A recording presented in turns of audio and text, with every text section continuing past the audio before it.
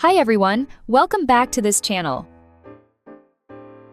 In today's video, we'll look at a conversation about asking for directions.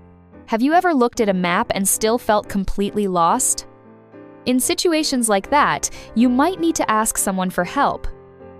First, we'll listen at a normal speed, and then we'll slow it down a bit. So, are you ready?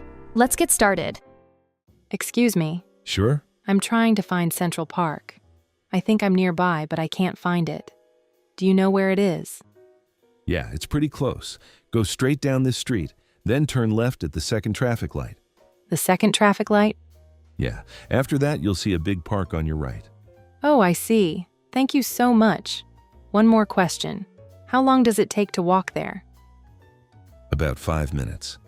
Perfect. Thanks again. You're welcome. Did you understand that? Now let's listen to it again at a slower speed. Excuse me. Sure? I'm trying to find Central Park. I think I'm nearby, but I can't find it.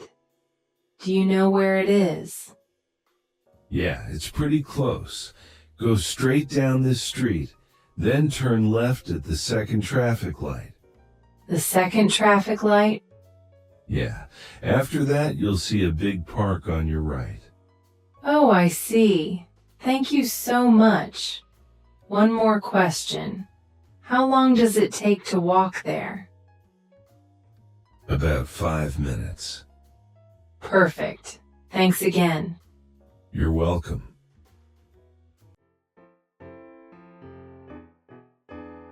How much could you understand? Sometimes it's hard to understand directions in English, right? One time I asked for directions, but I couldn't catch everything. So I said, "Sorry, could you say that again?" It's a simple but very useful phrase. If they speak too fast, you can also say, "Could you speak more slowly?" Thanks for watching. If you enjoyed this video, please like and subscribe. See you in the next video.